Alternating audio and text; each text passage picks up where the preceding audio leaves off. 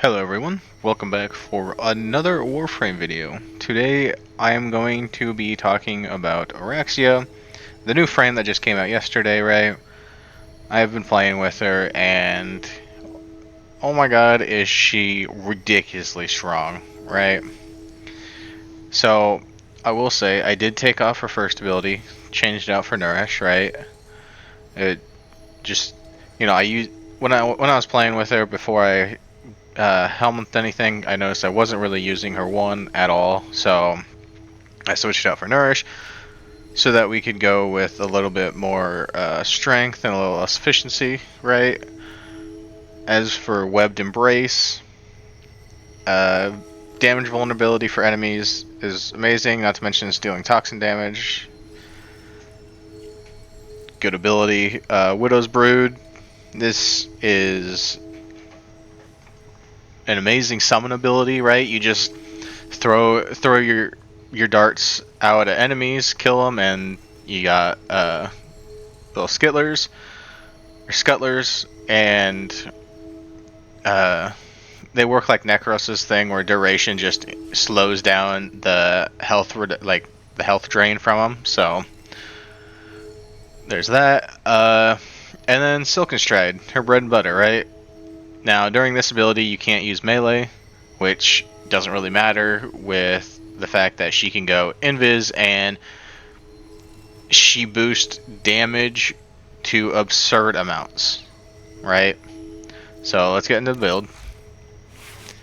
I went with pretty basic build and playing around didn't really have to change too much, right? But this is what I ended up on after playing all day yesterday and most of today. Growing power, because you're going to be guaranteed, like with Nourish you got guaranteed viral, and then with their fourth you've got guaranteed toxin, so your weapons are dealing a bunch of status, right? I've got power drift. I know a lot of people are going to say prime sure-footed, but playing around didn't really need it, because you should be darting around anyways with her quote-unquote dash, where she slings to an enemy and goes invis, right? But that's ability, strength, and then we've got, for her survivability, in case you do get hit, you got fast deflection, prime to redirection, and then of course the Augur Secrets, which is ability strength, but its set is 40% ability energy, or 40% of energy spent on abilities is converted to shields. So if you really get into trouble, just pop an ability and you get some shields back. Prime Flow, mainly because the way I was able to get it yesterday and today, I basically just keep spamming abilities, and like, they're going to cost more energy because I've got less efficiency. But on the other hand, I'm getting enough energy back that it doesn't really matter too much, right?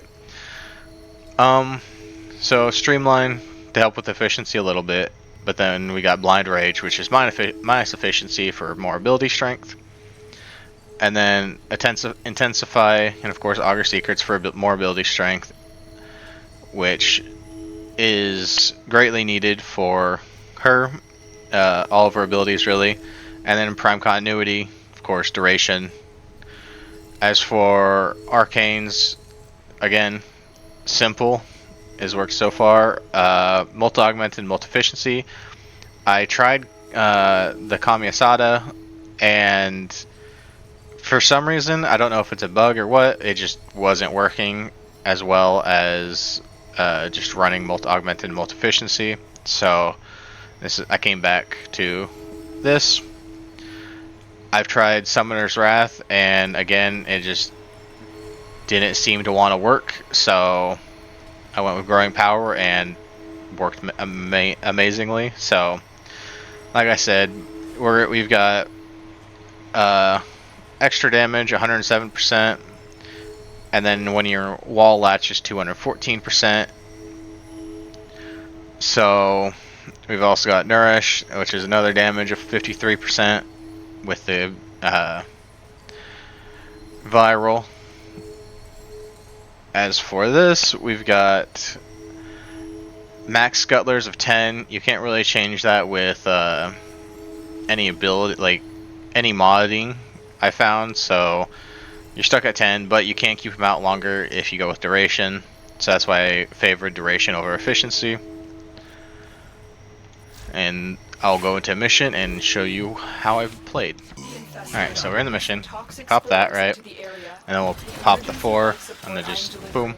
You just, instead of dashing, right? I mean, you've got 8 seconds of invisibility before you go to another area. It can be kind of clunky, and I found I've gotten stuck quite a bit, but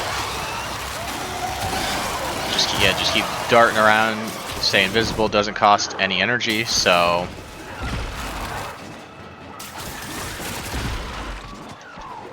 and then once you get enough energy going through here, right, we're just going to pop the 3 and then kill the enemies, and then I'll show you got scuttlers, and they're just running around.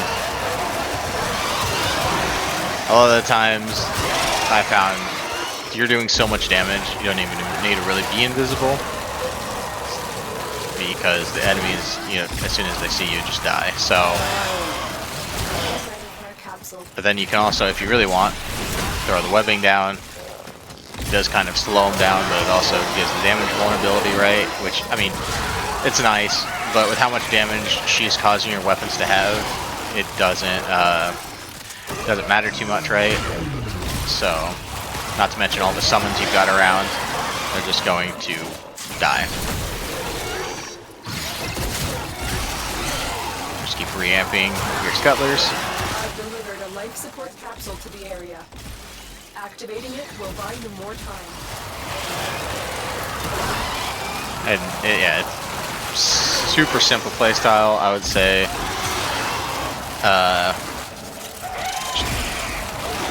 Almost like a weapons platformer, right? But I mean, you've got, yeah, like that bugged where you either catch on things or it doesn't want to actually work.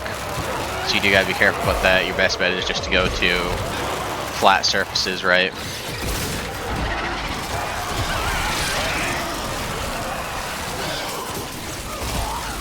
Really good like movement skills for Warframe. It can be kind of buggy, like when you use your dash and there's nothing in front of you, it just stops you still, right? So you got to be careful with that. Make sure there's actually wall surface in front, and just keep up your scuttlers.